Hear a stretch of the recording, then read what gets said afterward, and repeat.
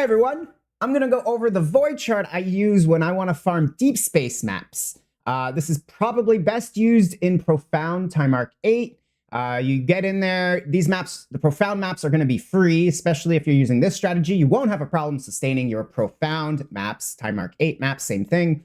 But you use this strategy when you want to farm deep space maps. And you can use these deep space maps for yourself and save a lot of money, or you can just sell them for money yourself, which is great.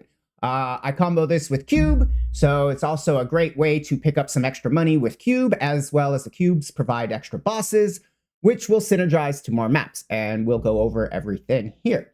So we're going to start off in the map tree. We run this way first to get the chance for the maps to be upgraded. We go up here for a chance for additional deep space beacons to show up. All these little nodes replicate it, so once we do get the upgraded deep space map to go, hopefully we get all these to proc and they get multiple copies.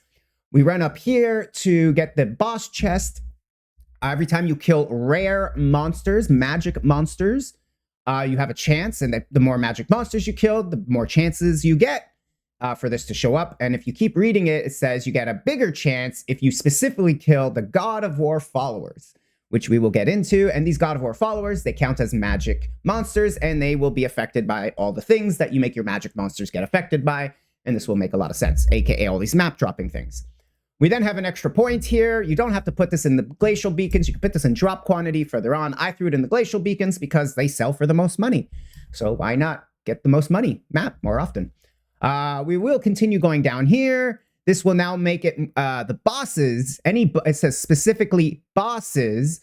Oh no, this one's magic monsters. Sorry, this one is the magic monsters now have a chance to drop it. So like I said, anything that's a magic monster will now gain this buff, which includes the God of War followers, which are magic monsters.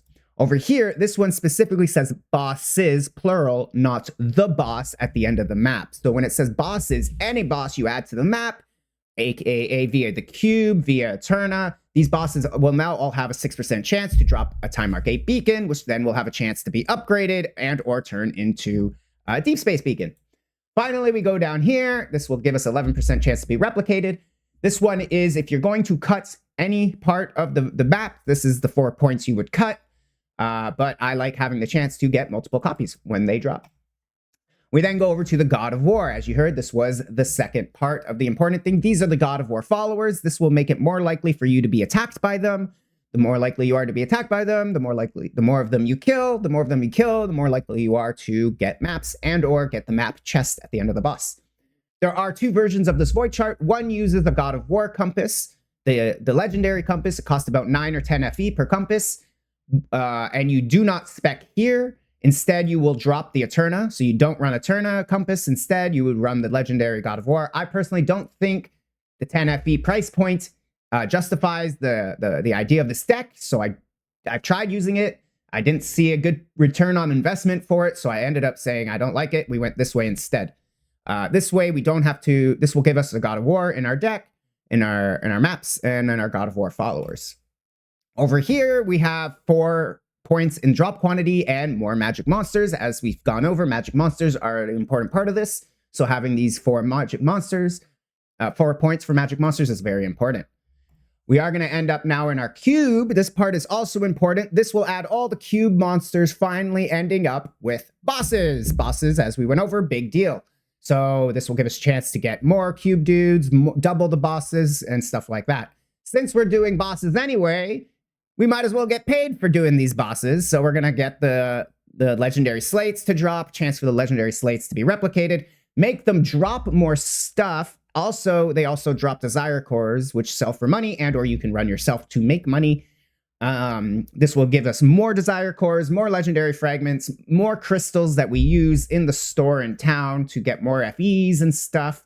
Finally, at the very end here, we are going to get the legendary wedges, which you also can use for yourself or sell for money, because they sell for roughly 8 to 10 FE depending on the day. So they're pretty good to pick up.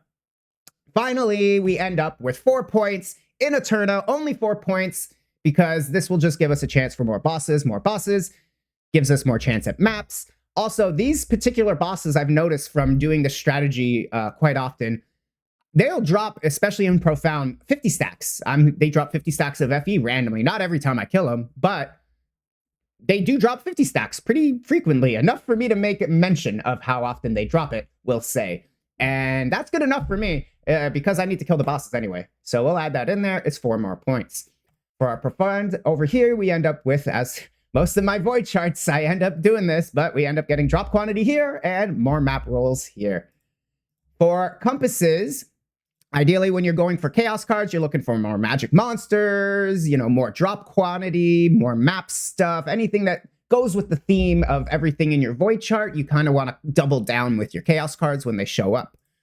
For your compasses, as I've went over, we are using the blue cube, but when you have those good cube cards, like chance to get legendary wedges or more monsters, the big, you know, good chaos cards, when you see the cube ones, don't be afraid to upgrade your cube compasses accordingly to what the card says. So if you need to kill more bosses, add more bosses. If you need to kill more monsters, add more monsters.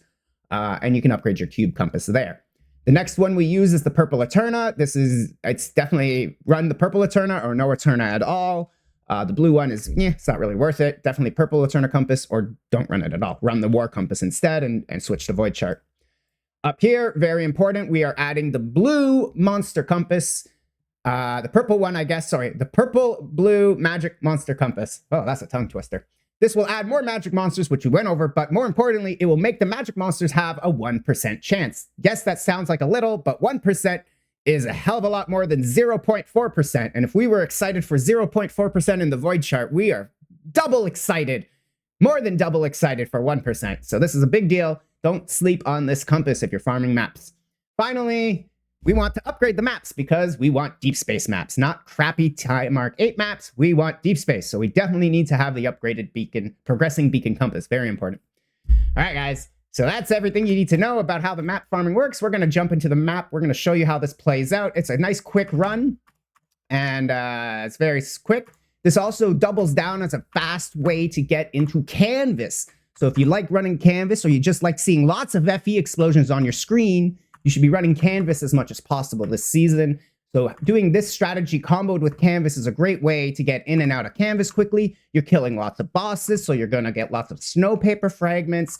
You're going to get lots of maps. You're going to get lots of FEs, all comboed in with getting in and out of canvas quickly. So this is a great way in and out.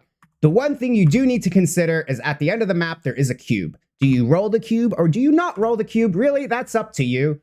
Personally, especially if you're trying to get in and out of the canvas as quick as possible. Oh, I ran out of blinks. 1 second.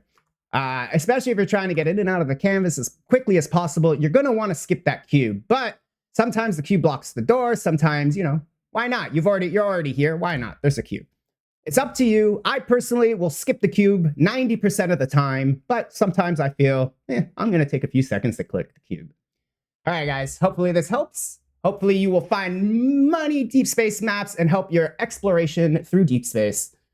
Let me know what you guys think in the comments. If you have any questions, I do get back to them slowly on YouTube. And as always, if you want to get quicker replies, you can join me live on Twitch at twitch.tv/Mike1Up. All right, guys, we'll catch you in the next video. Happy hunting.